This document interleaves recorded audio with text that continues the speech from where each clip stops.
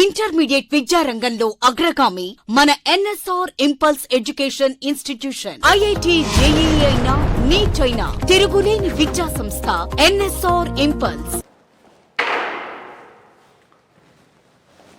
Let us talk about flux. What is the meaning of the flux? Movement or transport of ions or molecules. What's the meaning of the flux? Flux is nothing but flow, movement. What is flux? Flux is also called movement or transportation of ions or molecules. So flux it also called influx or it's said to be a flux. Influx and efflux. What is influx? Influx is movement of water or a movement of minerals, movement of molecules from outside the cell into inside the cell.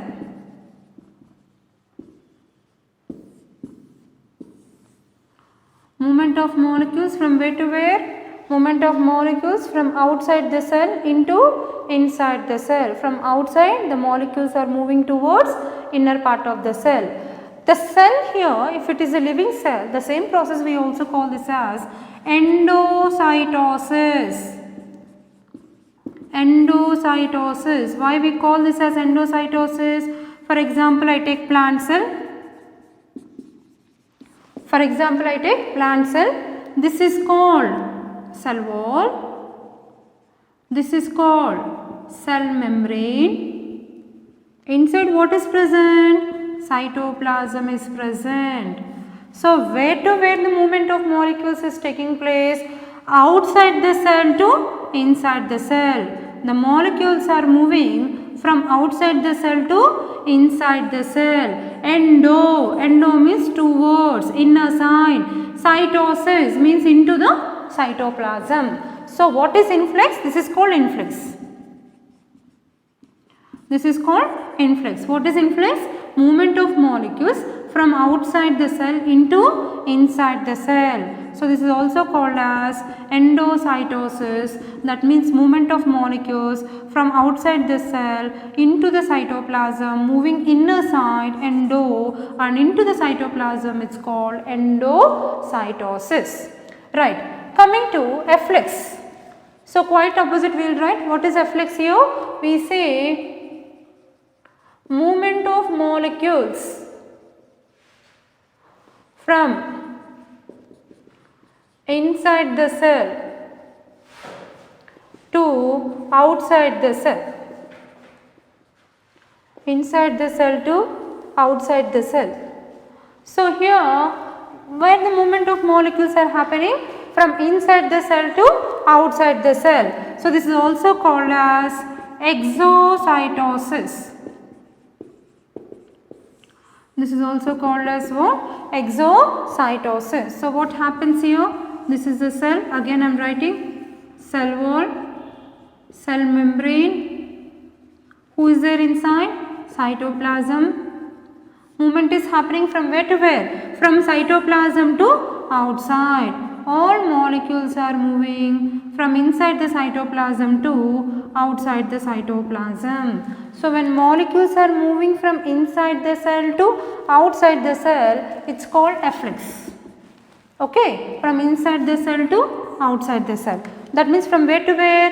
From the cytoplasm to outside the cell. This is called exocytosis, going out from cytoplasm.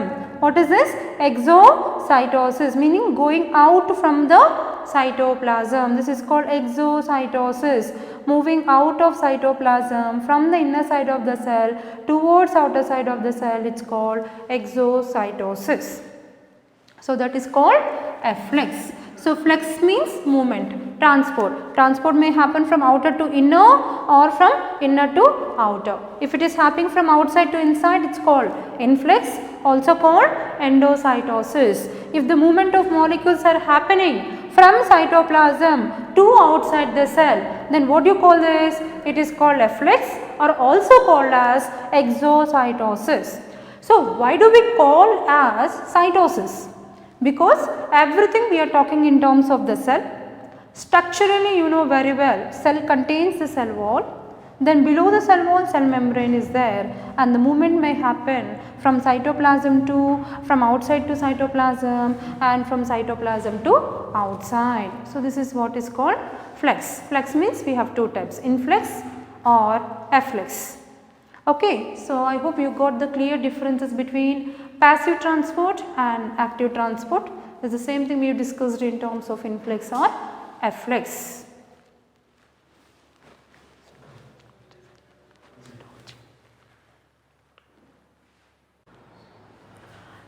Now let us continue with the concept of translocation of solutes. First of all, what exactly meaning of translocation? So remember always when you take, this is a plant. So here if you take, this is nothing but the root system. This is root and this is nothing but shoot, and to the tip of the leaf. What's happening here? What, first of all, you have to understand what exactly is the meaning of translocation. So guys, here I will give you the meaning. Translocation means long distance transport.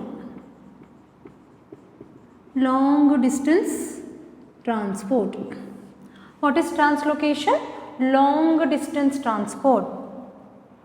Where to where is the long distance? So here listen carefully, whenever roots absorb water and minerals from the surrounding soil, minerals, or you take the nutrients, mineral nutrients. So when water takes mineral nutrients, from the base or the bottom of the root, from the tip of the root till even in the shoot, and the water need to transport in upward direction until to reach tip of the leaf. Such a long distance, right? I have drawn a small plant on the board, right guys? You look at the tall trees. Tallest plant if you take eucalyptus or Sequoia dendritis, you studied in your first year plant kingdom. What is the height? 119 meters, right? And Sequoia is 132 meters. Such a long height of the plant. How do you think upper leaves will survive? Because there is a translocation of water from the tip of the root, that means from the base of the shoot till to the tip of the leaf. This long distance transport itself is called translocation. Okay, everyone got it I think, right? Let me repeat. So, the transportation of water and molecules, from where to where it happens from the tip of the root, from the base of the stem to the tip of the leaf. Such a long distance transportation of water and minerals is called translocation. So, what we are studying now? Translocation of solutes. Let us have few simple points here, very 1 or 2 points. How translocation happens? So, you know that in tall trees, especially in tall trees, or the huge trees if you talk, huge or tall trees. So, you know when you see the stem part when you cut it and observe, you know generally we find vascular bundles. Vascular bundle contains what? Xylem vessels. So, it occurs through xylem vessels. Xylem vessels. Very, very important. In the first year, in the anatomy chapter, you studied that xylem contains 4 components. What are they? Xylem tracheids, xylem vessels, xylem fibers, xylem parenchyma. What are the 4 you studied? Tracheids, vessels, fibers, parenchyma. All 4 related to what?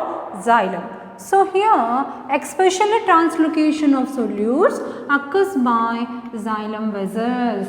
Xylem vessels are long columns, long tubular columns. From where to where? From the base of the stem, they take water from the root and they get transported till the upper part of the leaf. So, that is why the translocation means long distance transport occurs through xylem vessels. Now what is there inside the xylem? Inside the xylem the fluid is moving. So what is that fluid we call? Xylem sap. Inside the xylem what is present is called xylem sap. Xylem sap contains, what it contains? So here it contains minerals and inorganic salts,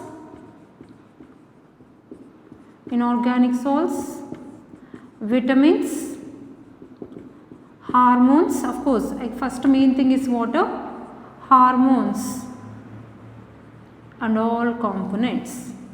As these all components are there, this is what is called solutes. They all together called solutes. Now what we are discussing? Translocation of solutes. This is a solute present within the xylem vessels undergo what is called translocation. What's the meaning of translocation is long distance transport. What's the meaning of that? We call long distance transport. So translocation here, long distance transport occurs through xylem vessels. Inside the xylem vessels we find xylem sap. Xylem sap is a fluid. It contains solutes. What it contains? Xylem sap contains solutes. What solutes? It carries water. Along with the water, it carries minerals, inorganic salts, vitamins as well as hormones. So how it is moving? So how it moving here? It follows upstream translocation.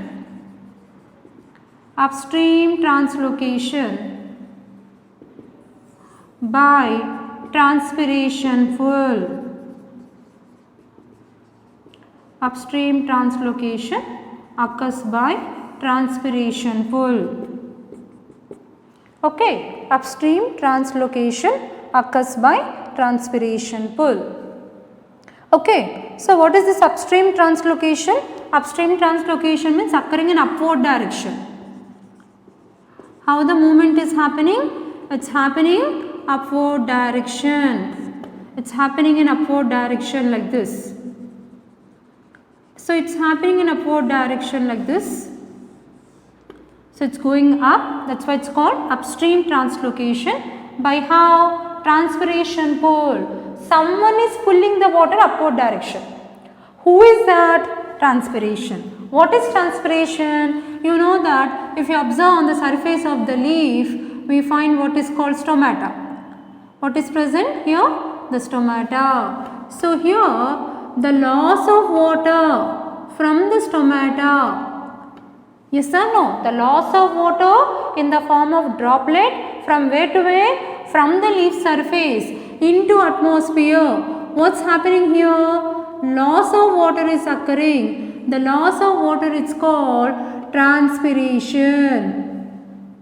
What itself is called? Transpiration. So here as all water is lost by stomata, in the process called transpiration, upper cells will become empty. All cells will become empty, no water. Then what do? They will try to pull the water from neighbor cells. Means these mesophyll cells are empty. When these mesophyll cells are empty, then what happens? They will try to take water from the next cell or from next leaf, and these will become empty. It will try to take water from next cell. When this is empty, it will try to take water from next cell. Like that, lot of pressure is applied from upper leaves through transpiration. So much of pressure is applied to pull the water in upward direction. Actually, it's a wonderful concept. You know how water moves in upward direction. Actually, you know that this concept we'll discuss again in other chapter. You know that generally, somewhere in the deep depth of the soil you find gravity. You all know that universally everybody accepted invisible force exists in the center of earth called gravity, gravitational force. Gravity is pulling the things down always. So here as soon as even the root will absorb and take water, water tries to goes down. Gravity will pull water downward direction. Then beyond gravitational force, how do you think water go in upward direction in the plant? Are you getting my point? When water is taking, until unless you apply some motor, water cannot go upward. Yes or no? From down the well, you have to put motor, switch on the motor, motor will pull the water, then water goes to the roof of the building.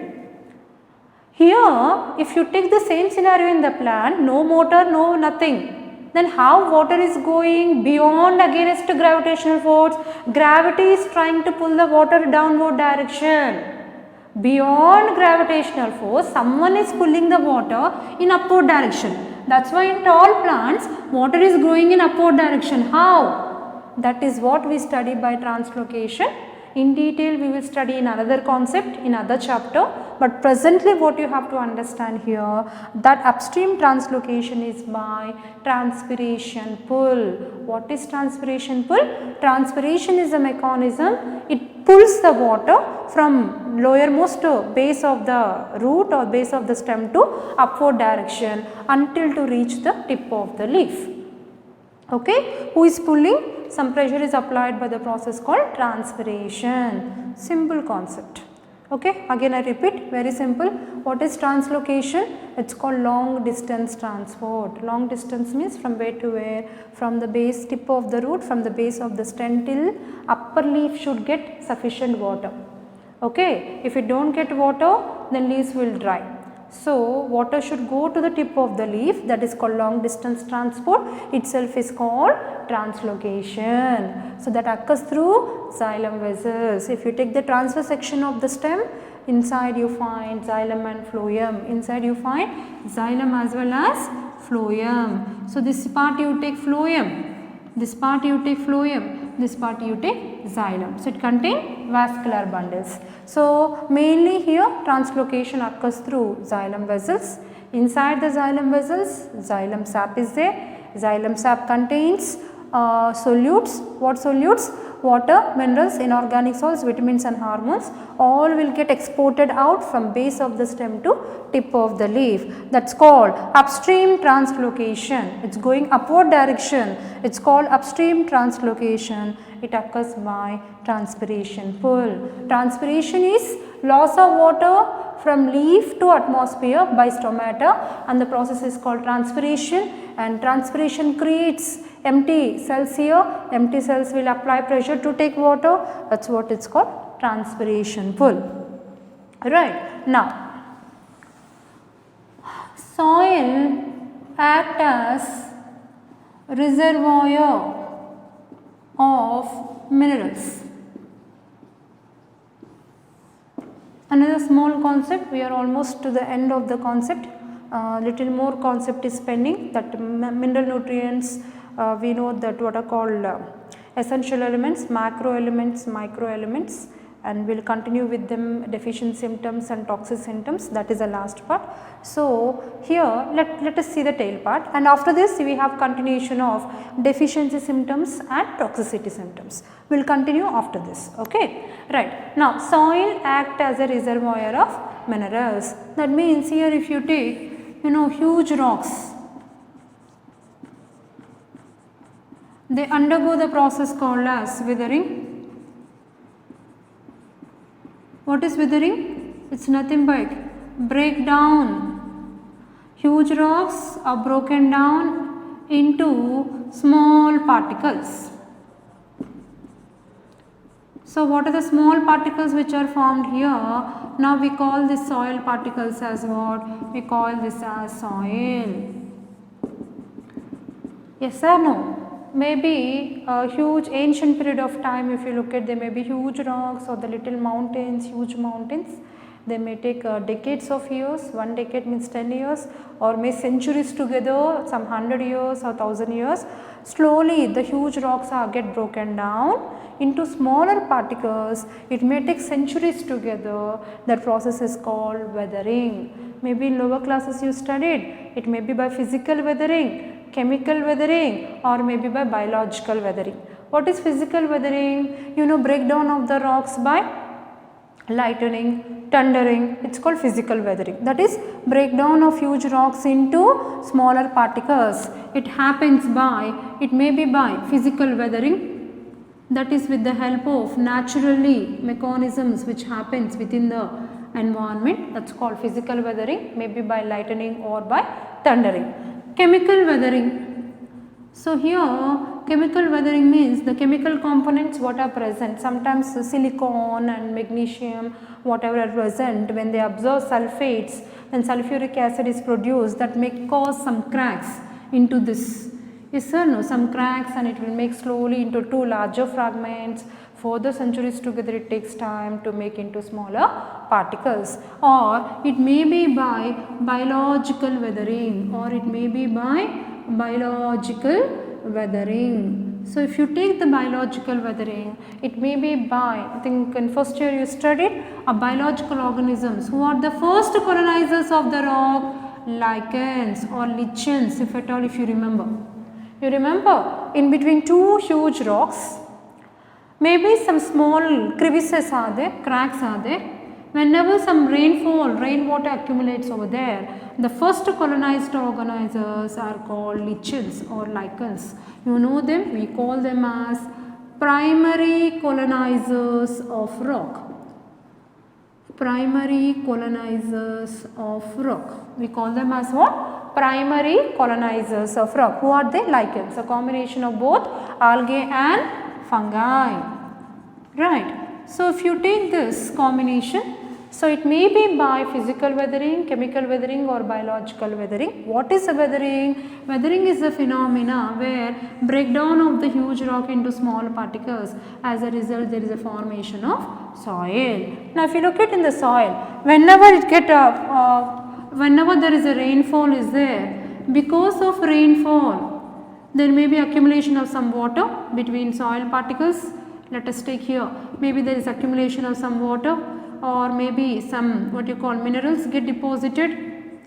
Minerals or nutrients will get deposited, and slowly some gases, means some air particle, air is present, oxygen and carbon dioxide and other minerals are present. When these all are present, it acts as a matrix, a stabilized matrix. Why do you call the soil as stabilized matrix? Why do you call soil as stabilized matrix? Now this is very much suitable for the growth of living organisms. So this makes the growth of living organism. It may be a plant, it may be a small herb, it may be a shrub, it may be a tree. So as soon as smaller particles are produced, now that is a part, they are called soil particles, that is soil formation is taking place. Only rock particles are there, and slowly due to changes in the gradual changes in the environment, water may fall here. Due to rainfall, water will accumulate. Slowly minerals and nutrients will accumulate, and gases are air, oxygen and carbon dioxide may accumulate in between soil particles. Slowly there may be some microorganisms also getting accumulated. Which are the microorganisms? Bacteria, fungi, or maybe algae. When all this got accumulated, so bacteria, fungi, algae, what do? They additionally bring nitrogen, they will add nitrogen to the soil, they add some nutrients to the soil. When soil is accumulated slowly with all these components, that forms a matrix. What do you call that matrix? Stabilized matrix. Why do you call stabilized matrix? Matrix means a comfortable, very nutritional substance. It's called matrix. Stabilized matrix means all components required for living organism, now they are present. All components required for growth of living organism, for a plant, growth for a plant or growth of an animal or growth of a living organism, now all got stabilized in the matrix called soil. So soil acts as a stabilized matrix for the growth of living organisms. For the growth of living organisms. This is how soil formation takes place, with the accumulation of all nutrients. This is what is called soil act as a reservoir of minerals. Now, so let us talk about agriculture. Now, nitrogen fixation, if you talk about the mechanism called what we studied earlier, nitrogen fixation is a mechanism. It's a very important mechanism for, it's an important mechanism for both agriculture as well as for horticulture. agriculture as well as for horticulture. Important mechanism for agriculture as well as horticulture. Now, why these all are very important? Now, if you take, when you talk about agriculture, mainly we look for crop yield. How these all processes are very important. You know, farmer will go to the field, he will try to cultivate, he will try to different type of plants he will cultivate. Finally, what do we expect? We expect a high quantity of yield from the crop. So, finally what we look for? We look for crop yield. So, crop yield is possible by the addition of fertilizers. Crop yield is possible by the addition of fertilizers. So, guys, before I write to the fertilizers, let us have a quick review of this, then I will come back to the last point again. So, this is translocation of solutes. What is that? Long distance transport, xylem vessels, xylem sap, these are the nutrients, it occurs by transpiration pull, right. And then soil act as a reservoir of minerals, nothing, here we are discussing the mechanism of process of formation of soil. Huge rocks are broken down to form smaller particles. These smaller particles are called soil particles, but not completely called soil, because slowly there is an addition of water, minerals, nutrients, gases and microorganisms will accumulate. Then it becomes stabilized matrix called soil, and that is very much essential for slowly there is a growth of living organisms. So, here nitrogen fixation is a very important mechanism for agriculture, horticulture. Now, what are we discussing now? Crop yield. For crop yield, essentially we have to supply what are called fertilizers. Got it up to here?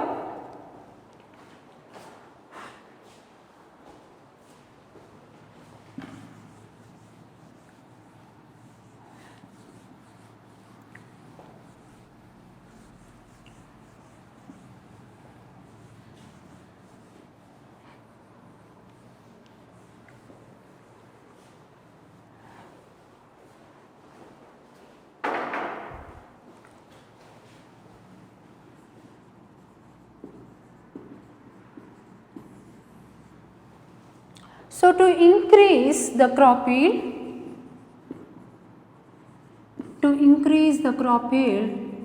you know, most of the times farmers will go for addition of fertilizers.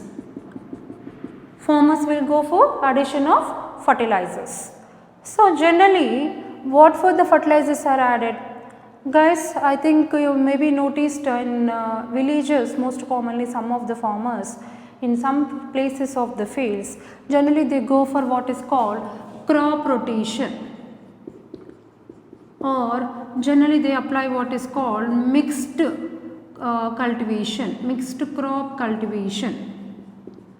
What are these two scenarios generally farmers follow? What is crop rotation? One time they will grow what are called as pulses, cereals, right, nothing but what? Legumes. So, these legume plants, they contain root nodules, so they fix atmospheric nitrogen into what? Nitrite or nitrate or ammonia. Okay. So, one time for 1 year, for 6 months, one time they will grow pulses, cereals or maybe legumes, Fabaceae members. Okay, when they cultivate Fabaceae members legume plants, what do? You know, we study the total story. Rhizobium is there, and which contain dinitrogenase, which fixes atmospheric nitrogen into these forms. Now, these are sufficiently available in the soil. All the nitrite, nitrate, ammonia now sufficiently available in the soil. This first time they cultivate these cereals. Next time, by next year, they cultivate the other plants like, maybe they cultivate other plants like rice or wheat, or maybe they cultivate jowar, bajra, anything. So, what happens here? Already legume plants has already added so much of nitrate components to the soil. Now, soil is enriched with nitrate. Soil is enriched with nitrate or ammonia. When soil is enriched with ammonia, immediately when you go for cultivation of rice or wheat, all that, because soil has so much of ammonia and nitrate here, so you will get a high yield. So you will get more amount of yield.